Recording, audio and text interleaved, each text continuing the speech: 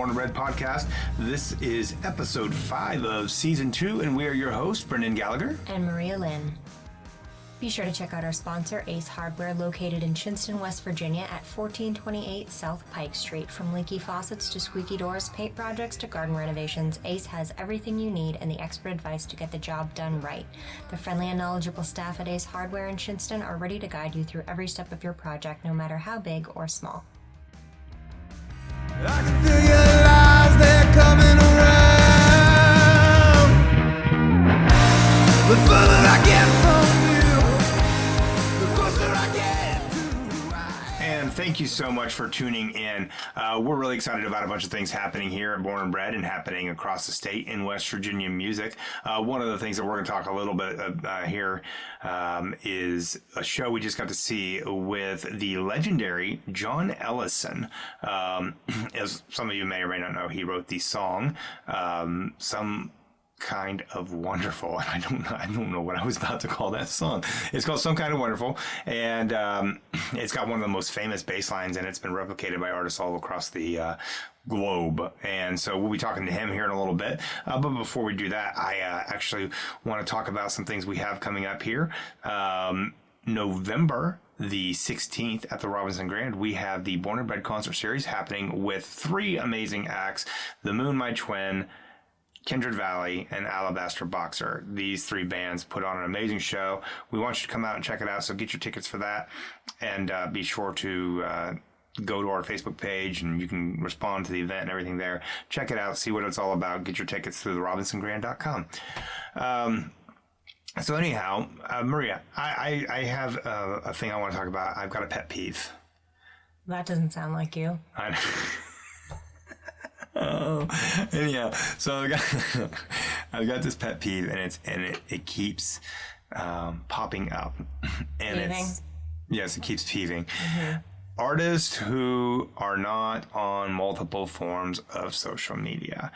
I actually am dealing with it in several things that I'm seeing where either artists don't have, say, Facebook, or they don't have Instagram. So for our perspective... So just out of curiosity, if they're not on Twitter, does that peeve you? Or if they're not on TikTok, does that peeve you? Or is this just exclusive to Facebook and Instagram? It peeves me if they're not... I know it's not called Twitter anymore. If they're, X. If they're not trying to figure out how to use TikTok, I would be very concerned about that. Mm-hmm. I have a lot of questions I'm about... not on TikTok. Yeah. As an artist. No, that's or okay. as in anything. Like Born and Bred's on TikTok. Right. Last year's model's on TikTok. I'm not on TikTok. Yeah. Does that peeve you?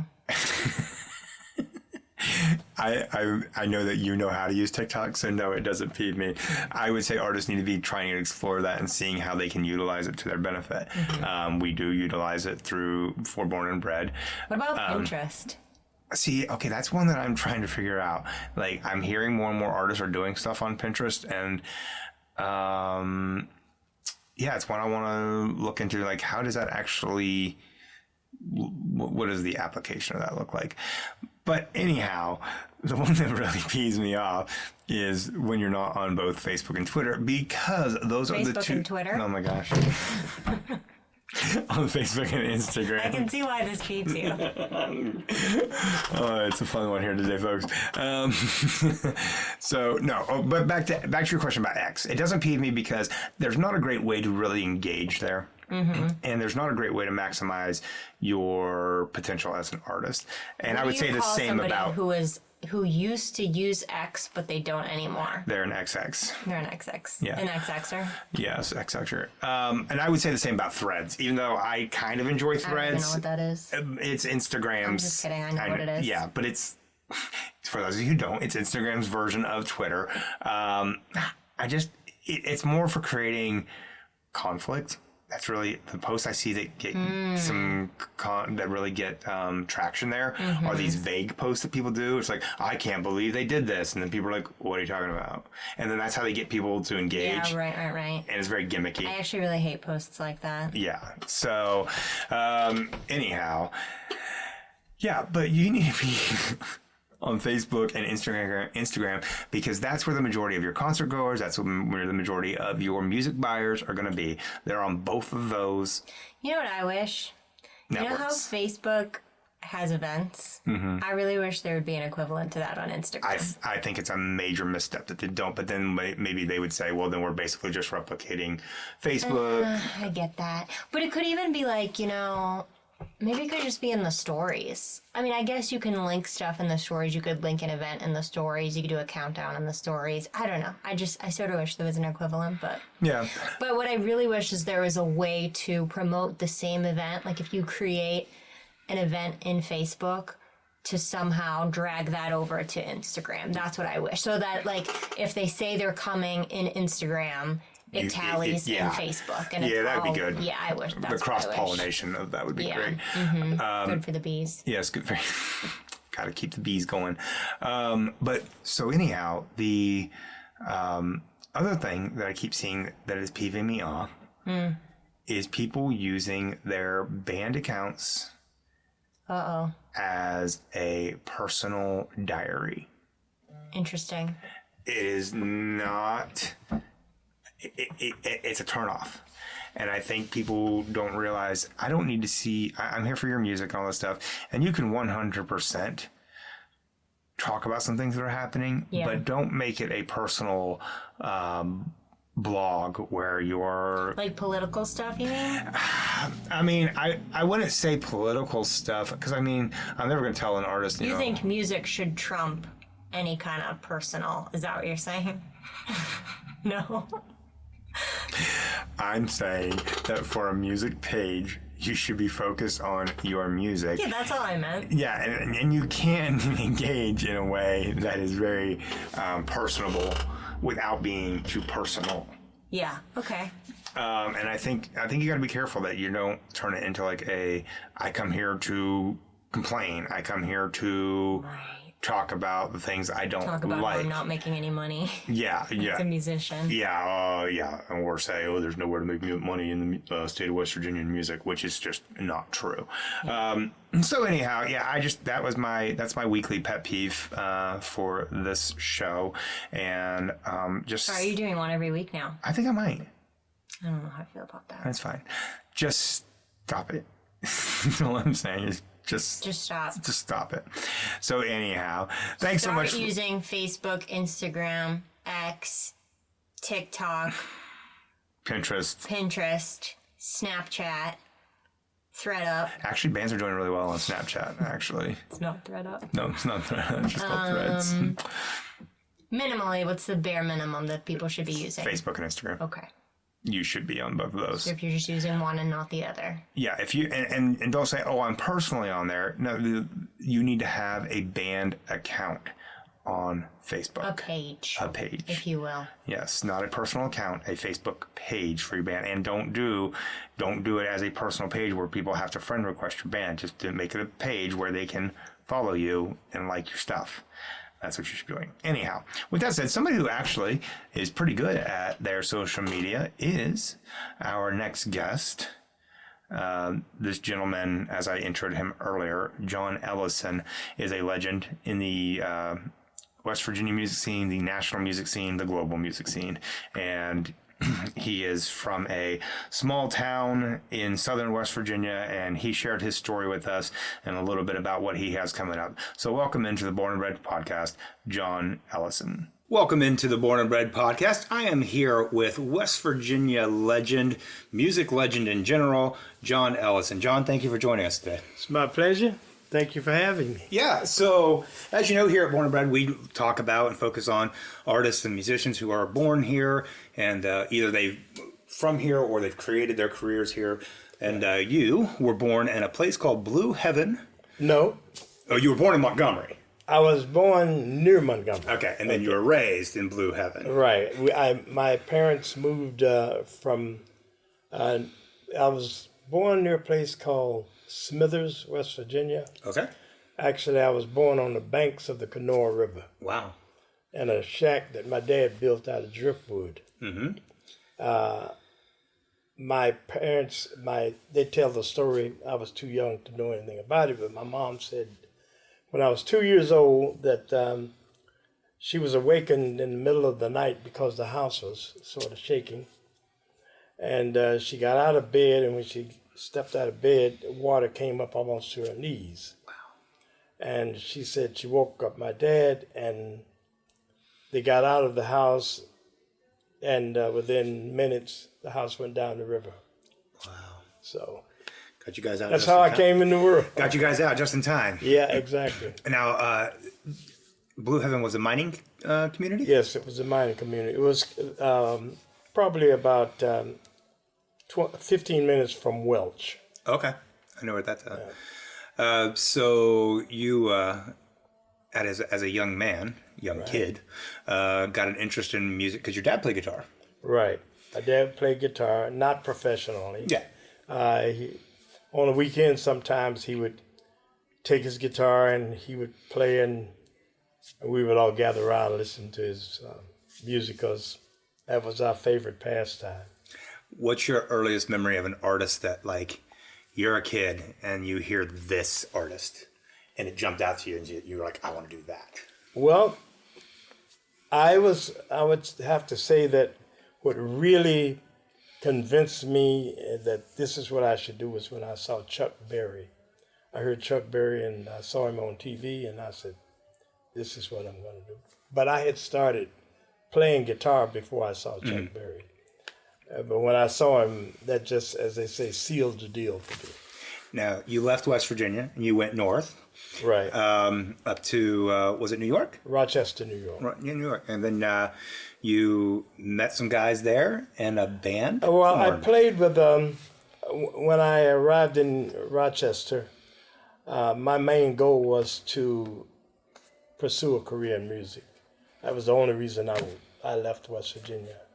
And the first guys that I worked with, we were called the Continentals. It was like a three-piece band, but they were not serious. They were, in terms of making music their profession.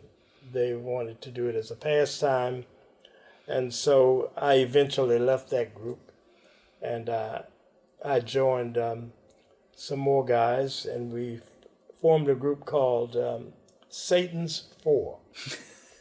It was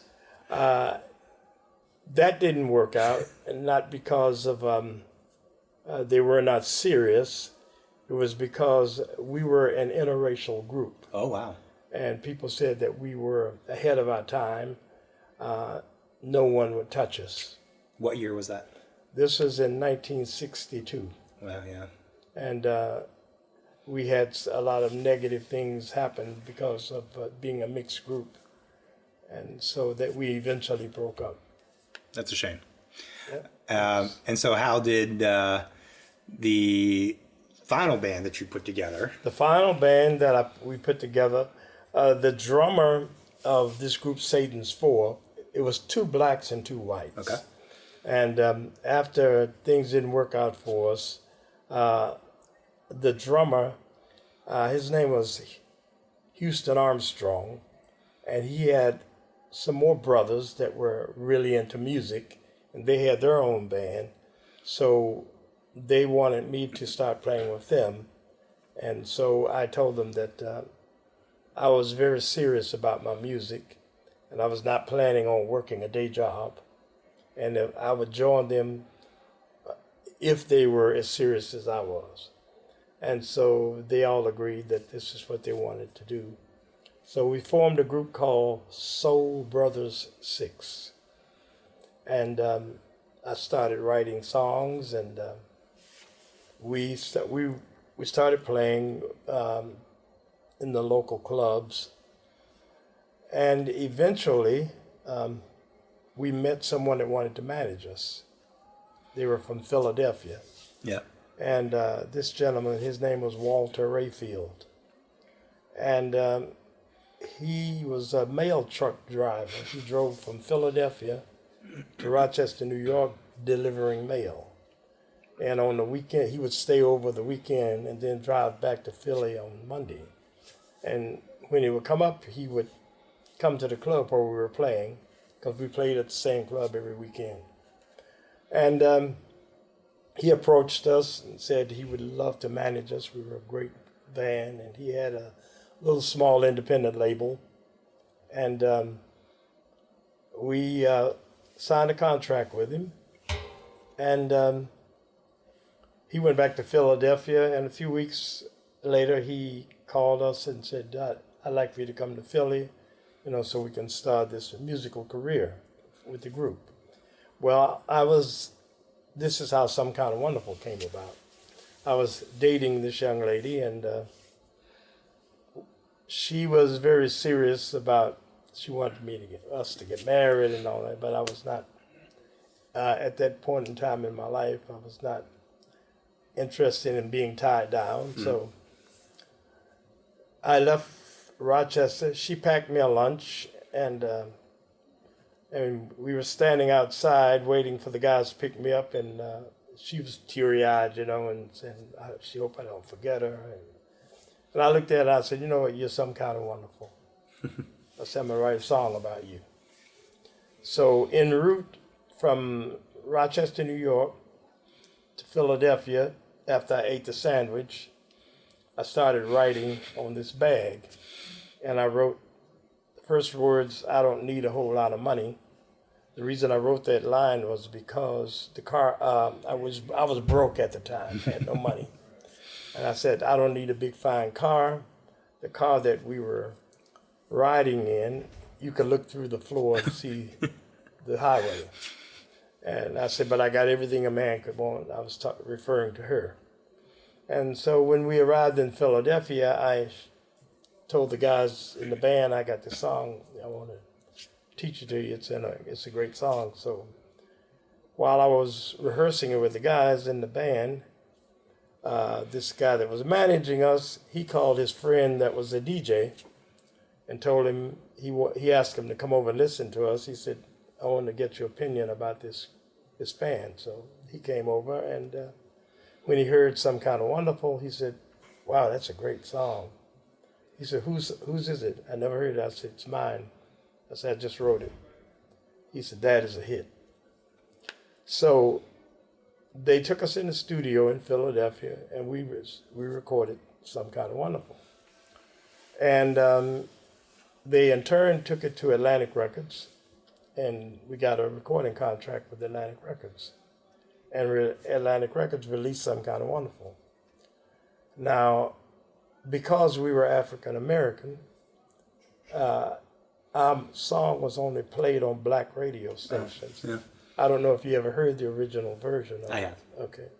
Well, it was only played on black radio stations. And Grand Funk Railroad listened to a lot of black music, just like a lot of other white groups. And their managers said to them one time, and the reason I know this is because I'm very good friends with Mark Farner. Mm-hmm. And Mark Farner said, their manager said, wow, that's a great song. Whose song is this? And Mark said, it's Soul Brother 6. He said, so their manager told them they needed to do a cover version of it. So in 1974, Grand Funk Railroad recorded Some Kind of Wonderful. And because they were an all-white group, it was playing on all-white radio stations. Yeah. So most people of the white race, when they hear Some Kind of Wonderful, first thing they say, oh, that's Grand Funk Railroad. But that song was 7 years old when Grand Funk Railroad recorded it. Right. And I don't know if you ever heard the second version of Some Kind of Wonderful by Johnny C. Mm-hmm. Okay, well, so he recorded it in 1969. Okay. So to date, Some Kind of Wonderful has been covered by 75 artists or more. Yeah, Huey Lewis and the News. Pardon? Huey Lewis and the News did one. Rod Stewart. Yeah. Yeah. And Have you heard Conway Twitty's version of it? I don't think I have. Yeah, well. I'm going to have to check that one out. All you have to do is type in Conway Twitty, Some Kind of Wonderful, and you will hear his version of it. Okay, I'll definitely do that. So now here we are. It's 2024. Right. You're still out here making music and playing music. You just released a new album Exactly. a few months ago. Right. And it's called Some Kind of Wonderful. Right. But there are some really, really solid tracks on this album. Yeah, I wrote all of the songs on the track, and I played all of the music. I wrote and I arranged all of the songs, with the exception of the horns, the brass you hear on it. I recorded it in Toronto, and I sent the tracks to Amsterdam, to the Netherlands, where I work with this gentleman over there, and he added horn arrangements on it. And that's awesome. Yeah. So now, tell me a little bit about, with Some Kind of Wonderful, we'll just use that as the example. Right. You wrote that on paper as you're traveling from New York to Philly. Right. And when you got to the studio, you got there, did you already have in your mind, like, I've got a melody for this? I had everything. Yeah. I didn't just, see, when I write a song, I don't just write it. I put the melody to it. I arrange the bass, the drums, the backup vocals. So everything you hear about Some Kind of Wonderful is me. So is that packed just in your head, or like you're like, Yeah. just like, I know what I want this to happen here? And... I'll tell you, and I can explain to you how the beat and everything came about. Yeah. There was a song that I really liked by the Supremes, and it went like this: "Baby, baby, baby, don't leave me." Mm-hmm. And it was just a 1, 2, and I said, I love that song, and I said, you know what I'm gonna do?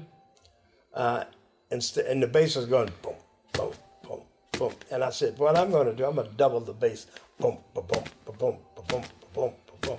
So I told the bass man, I said, I want you to play the bass like this, boom, ba boom, ba boom, and I said, told the drummer, I said, this is how I want the drum. So everything you hear about that song is me. That's awesome. The backup vocals, everything. So when I write a song, I arrange it. Yeah. And so you go in like, this is how I want this song to go. Exactly. That's awesome. So you you did that with Some Kind of Wonderful, and as I understand it, that bass line that you ended up doubling has been just the bass line itself. I know. Has been used. Well, there is, I don't know if you've ever heard of, can't think of his name.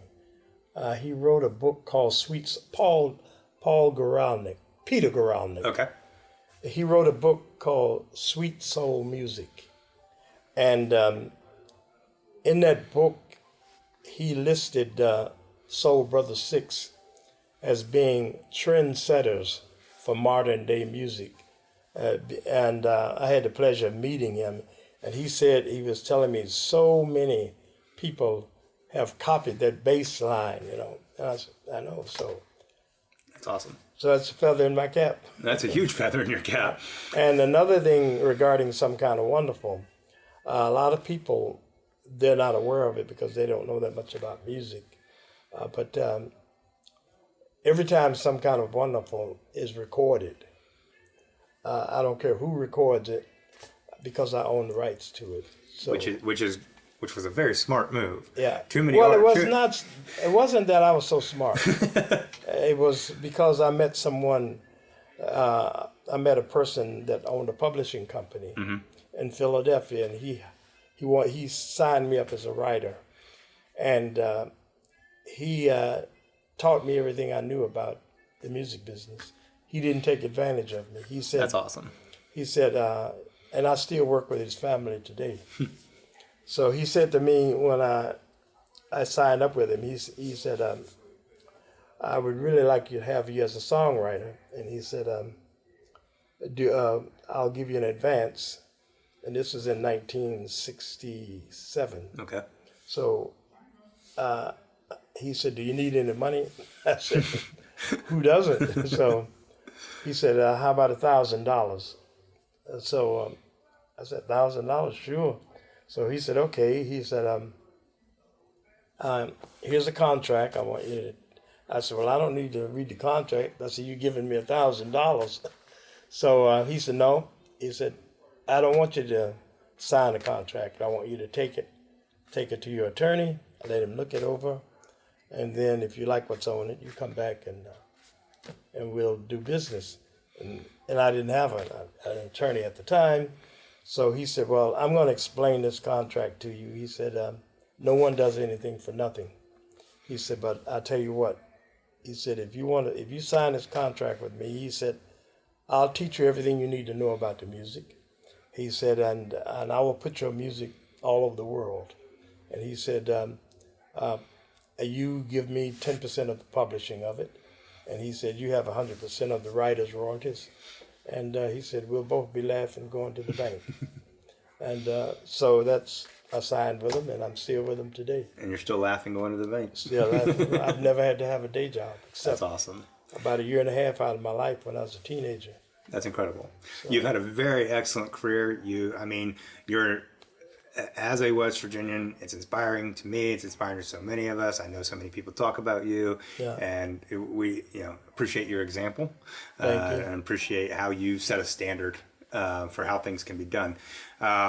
So with that said, your album that came out this year has been submitted for Grammy consideration. That's correct. Which category? Pardon? Which category?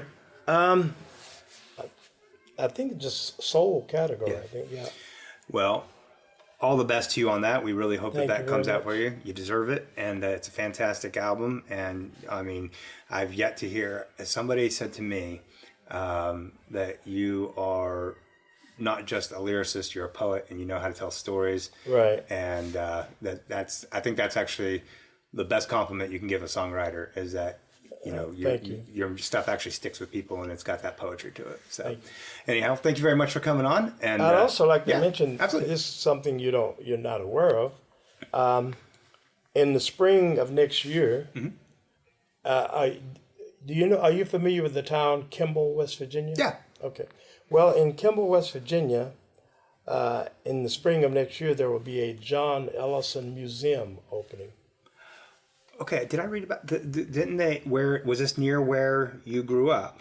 I used to go to high school in Kimball. Okay. So that's where. So I met with the mayor last year, and we've already started the building, and also on the 18th of, which is a few days ago, I have it out. Actually, I have it out in my car.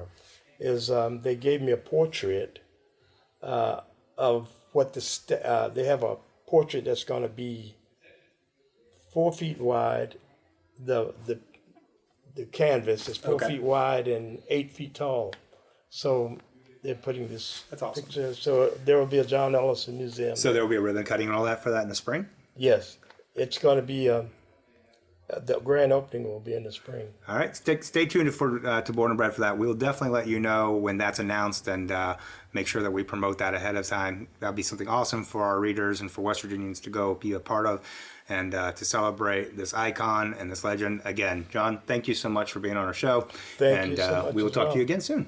Thank you very much. And thanks again to John for coming on the show. We really appreciate that and appreciate him.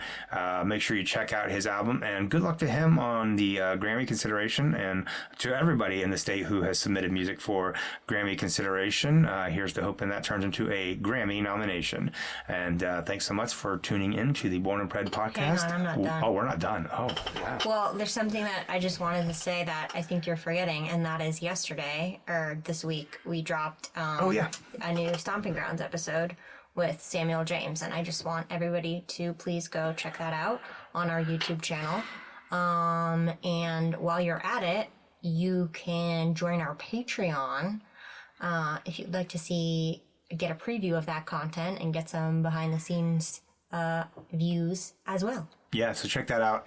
It's patreon.com/bornandbredmusic. And we got to watch this video, obviously, and Samuel's got a very smooth voice, and it comes through in this presentation. And if you haven't watched it yet, you're really going to like it, so check it out. And hope you get to stick around to see the next ones we have coming around, because we've got several of these in the can, and we're real excited about what's happening with these West Virginia artists. So thanks again for tuning in, and we will see you next time.